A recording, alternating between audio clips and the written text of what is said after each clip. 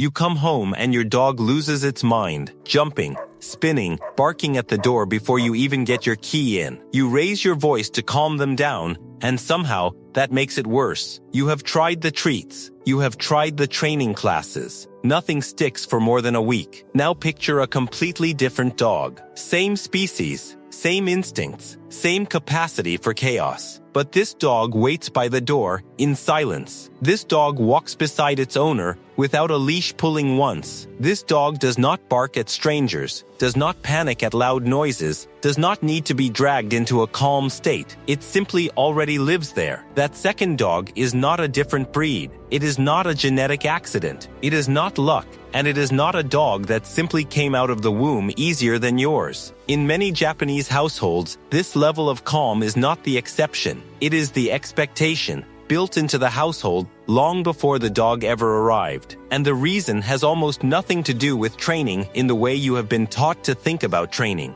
It has to do with a handful of daily habits so small you would walk right past them. Habits that shape a dog's nervous system before a single command is ever given. Stay with me, because by the end of this, you are going to look at your own daily routine with your dog and realize you have been working against their calm this entire time without knowing it. Welcome to Canine Flux. If you are not subscribed yet, do it now, because every week we unpack what your dog actually needs from you, not what you assume they need. Here is the first thing you need to understand clearly before we go any further, because it changes how you will read everything that follows. These 6 habits are not tricks. They are not commands. You cannot teach a dog to be calm the way you teach a dog to sit. Calm is not a behavior you install. It is a nervous system state you build, slowly, through repetition, environment, and tone. Western dog ownership tends to treat calm as the finish line of training. In Japan, calm is treated as the starting condition everything else is built on. And here is the part most people miss entirely. One of these 6 habits is so counterintuitive that most Western owners are doing the exact opposite of it every single day without realizing it is the thing sabotaging everything else they are trying to fix. We are going to get there, but first, I want you to answer something in the comments. Which one of these 6 do you think you are already doing without knowing it? Tell me down there, because your answer might reveal more about your dog's stress levels than you think. Number 1, the silent entrance and the silent exit. In many Japanese households, greetings are deliberately low. No high-pitched voice, no dropping to the floor in excitement, no frantic petting the moment you walk through the door. The owner enters, sets down their bag, removes their shoes, and only acknowledges the dog once the dog itself has settled. The same applies in reverse. Leaving the house is treated with the same quiet energy. No long goodbye, no dramatic departure, just a calm exit, as if nothing significant is happening, because to the household, nothing significant is supposed to be happening. Compare that to the standard Western greeting. You walk in, your dog is already airborne, and you match that energy right back at them, because it feels loving. It feels like connection. But behaviorists who study arousal patterns in domestic dogs point to something uncomfortable. Every time you meet excitement with excitement, you are not calming your dog down. You are confirming that this is the correct response to your arrival. You are teaching, one greeting at a time, that the height of your voice and the speed of your hands are the reward for chaos, not for calm. A dog's nervous system does not distinguish between excitement and mild alarm the way we do. Both spike cortisol, both spike adrenaline, both flood the body with the same chemical urgency. When you greet chaos with more chaos, you are rehearsing dysregulation, not soothing it. You are reinforcing the exact spike you are hoping to bring down. The silent entrance breaks that loop entirely. No spike to match. No performance required, just presence, offered quietly, until the dog's own system has no choice but to come down to meet it, because there is nothing louder in the room for it to escalate against. Owners who make this switch often describe the same thing happening within a week or 2. The initial jump at the door gets shorter, the bark at the sound of keys gets quieter, not because the dog was punished out of the behavior, but because the behavior stopped being met with anything worth escalating for. Number 2, walks on a fixed schedule, at a fixed pace, without exception.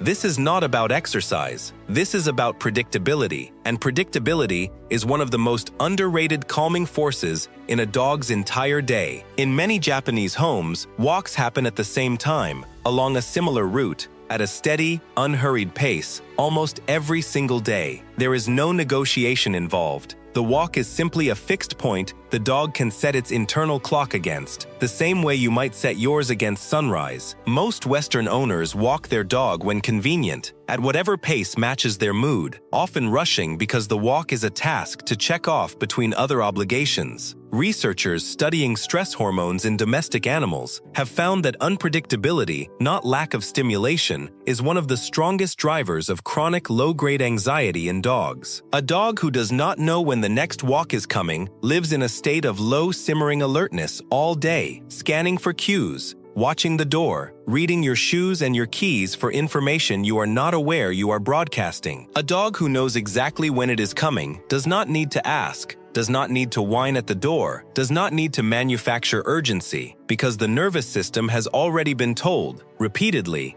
that the need will be met on time. The steady pace matters just as much as the timing. A rushed walk transmits urgency through the leash itself, every quick tug and hurried step telling the dog that something out here requires speed and vigilance. A slow, even pace transmits the opposite, a message that there is nowhere urgent to be and nothing out here worth bracing for. Calm is contagious through 6 feet of leather just as easily as chaos is, and a dog walked at an unhurried, consistent pace every day is a dog whose baseline arousal has fewer reasons to spike in the first place. Number 3. Correction through stillness, never through volume. When a dog in a Japanese household misbehaves, the common response is not a raised voice. It is often the opposite. The owner goes quiet, goes still, and simply withdraws attention until the behavior stops on its own. In most Western homes, correction sounds like a sharp no, sometimes shouted, sometimes repeated several times before it lands. But dogs do not process a raised human voice the way we intend it. Vocal researchers studying canine sound perception have noted that dogs respond far more strongly to tone and pitch than to the actual words being used, and a sharp, loud correction often reads to the dog's nervous system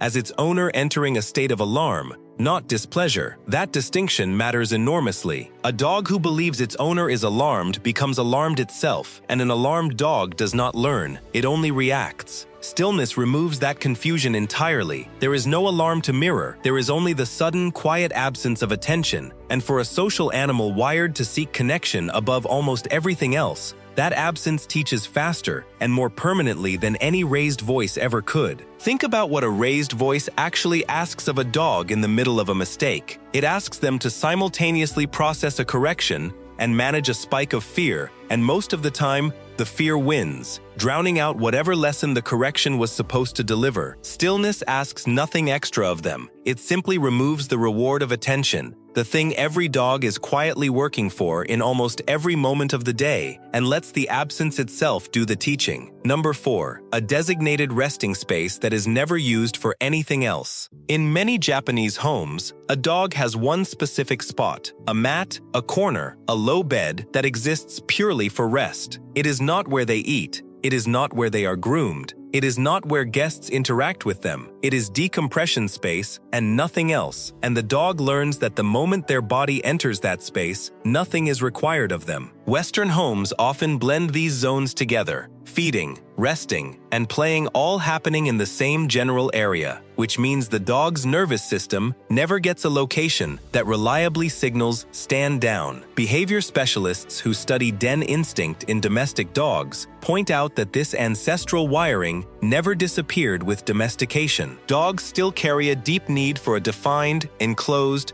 low-stimulation retreat, and without one, they are left to self-soothe wherever they happen to be, which is far less effective. Give a dog one space that only ever means rest, and you are not giving them a bed. You are giving them an off switch that their own body built for them a long time before you arrived. Every time they return to it and nothing is asked of them, the association gets a little stronger, until eventually, just walking toward that spot begins lowering their heart rate before they have even lain down. Number 5. Minimal direct eye contact during moments of discipline. This is the habit almost no Western owner practices, and it might be the most important one on this list. When correcting a dog in many Japanese households, prolonged direct eye contact is deliberately avoided. The correction happens through posture, tone, and stillness, not through a locked, intense stare. In the West, we are taught the opposite almost from childhood. Look them in the eye, make sure they know you mean it. But in canine communication, sustained direct eye contact is not neutral. It is a confrontational signal one dogs use with each other to assert dominance or issue a challenge, never to communicate calm authority. Ethologists who study dog-to-dog interaction have documented this pattern repeatedly. Prolonged eye contact between unfamiliar dogs frequently precedes conflict,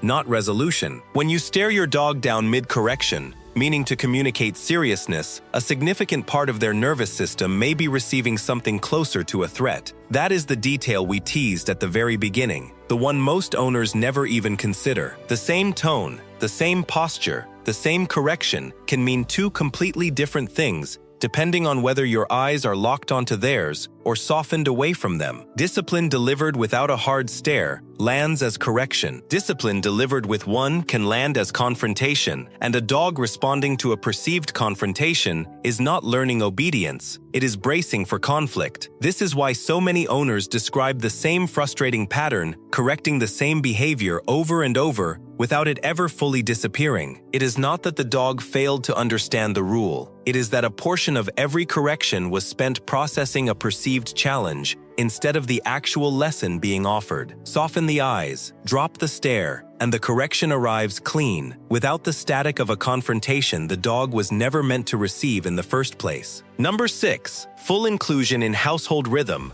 never treated as separate from it. In many Japanese homes, the dog is not managed around the family's schedule. It is woven into it. Meals happen at consistent times, relative to the family's own meals. Quiet hours in the evening are quiet for everyone, human and dog alike. The dog is not sent away during moments of importance and only brought out for play. It is simply present, throughout, as a normal part of the day's rhythm. In many Western homes, dogs are frequently treated as a separate unit, crated during dinner, excluded during guests, brought out mainly for walks and play, then returned to a holding pattern the rest of the time. Attachment researchers studying companion animals have found that dogs whose daily rhythm is fully integrated into their household, rather than managed on the side of it, show measurably lower baseline stress indicators over time. Belonging, in the most literal, structural sense, functions as a calming agent all on its own, in the same way it does for a person who is included in a family's routine versus one who is left to observe it from the next room. A dog who is included does not need to work for reassurance, because reassurance is simply the environment they already live inside. There is no gap for anxiety to fill, no separation to bridge, no moment where the dog has to wonder where it stands in the household, because the household never gave it a reason to wonder in the first place. This is perhaps the quietest habit on this list, and also the one with the widest reach, because it is not a single action performed once a day, it is the invisible structure every other habit on this list gets built on top of. Go back to that dog from the very beginning of this video, the one spinning and barking the second you walk through the door. Nothing about that dog was broken. Nothing about that dog needed harsher correction or a firmer hand. That dog was simply living inside a rhythm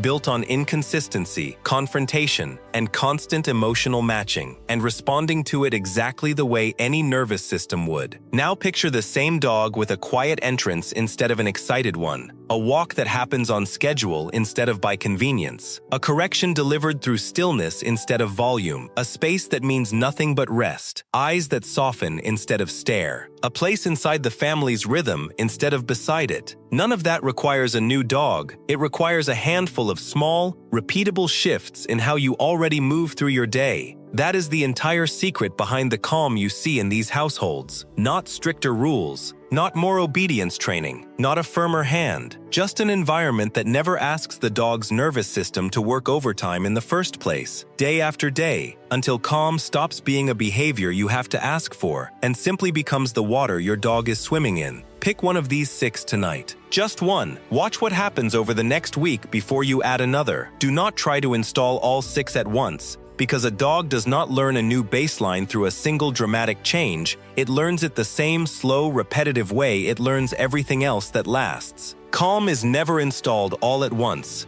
It is built the same slow way trust always is. One quiet entrance, one steady walk, one softened correction at a time, until the dog in your home starts to resemble the one you pictured at the very start of this video. If this changed the way you think about your own dog, every week we go deeper into what actually shapes your dog's behavior, and it is rarely the thing you were told to focus on,